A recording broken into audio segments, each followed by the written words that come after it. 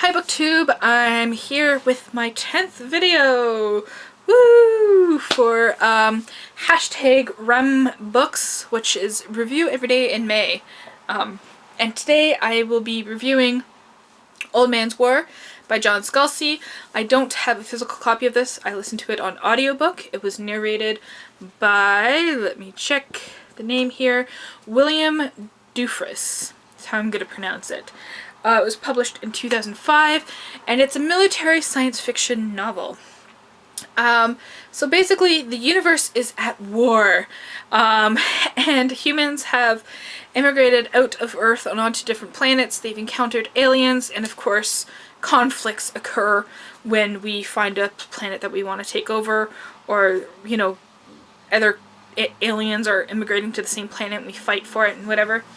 And the Colonial Defense Force is kind of in charge of the human side. But the thing is, they don't want young people to fight.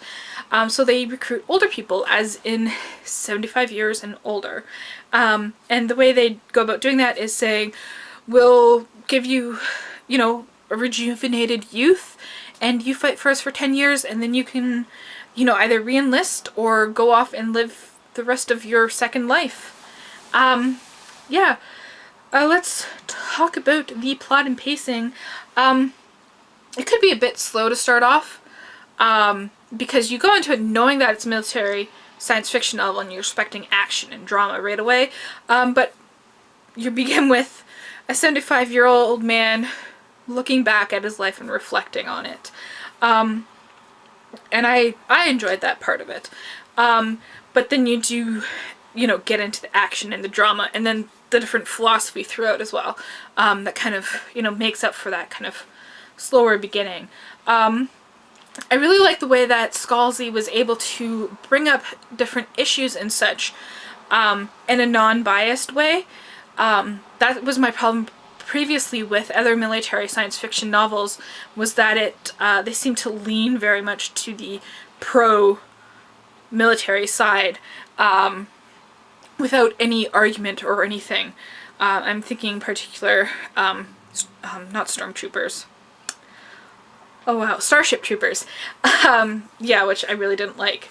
So I was a bit hesitant going into this, but I found that it was really good because you'd have people with years of experience and people who are now in the military, you know, having intelligent discussions about the pros and cons of what they're doing. And, you know, there's always that balance of someone arguing against them. Yeah, I want to, and it also doesn't paint it with such a bright light. I want to read this one scene that really got to me, really affected me, and thinking about it, and it can really apply to conflicts on Earth as well. So just a bit of premise. One of the aliens that they're trying to take the planet from are these 1-inch high characters, and basically the way the humans go about defeating them is just walking around and stomping on them.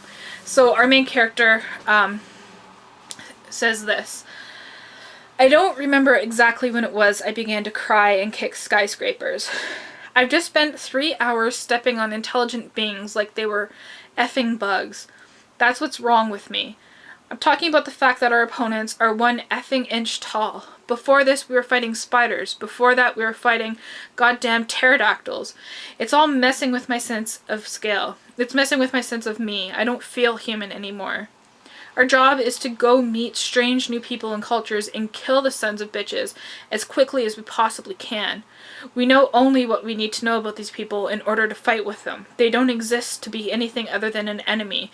There's no sense of consequence." And I really felt like that was kind of like a commentary on all wars, and that we don't really understand people aside from what we need to know in order to defeat them and to know that they're an enemy. So I thought that was a really powerful scene. Yeah. I really liked also that it's a voice in literature that we don't really hear, especially in science fiction, and that's the voice of the elderly. There are lots of elderly characters, but they tend to be like secondary, tertiary characters. They're not primary characters. And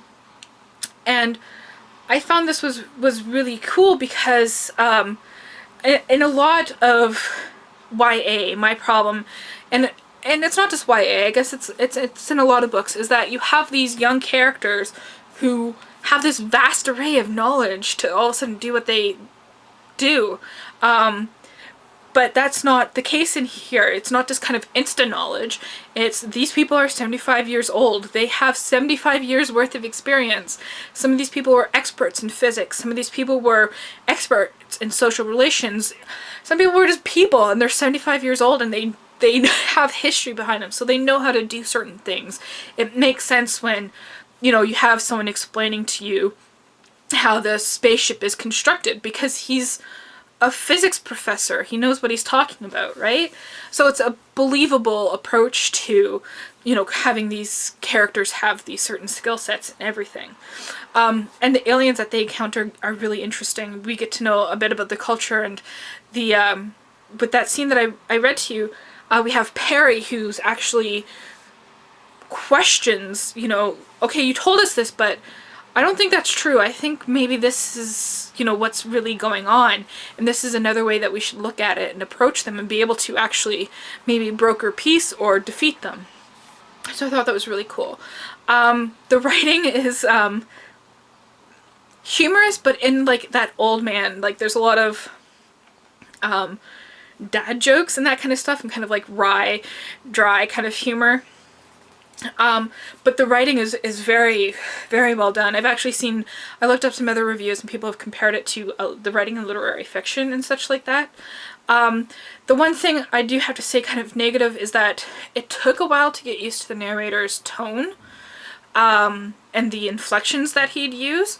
At first I thought it would be really annoying, but then eventually it's, you know, it fits in with the character of Perry and the way he thinks and the way he goes about things.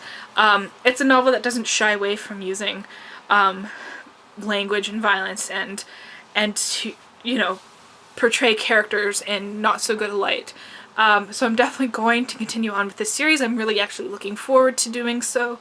And that's it. Let me know if you've read this series and what you think of it. And if you know any books that kind of take place from that kind of elderly person's perspective. And thank you for watching.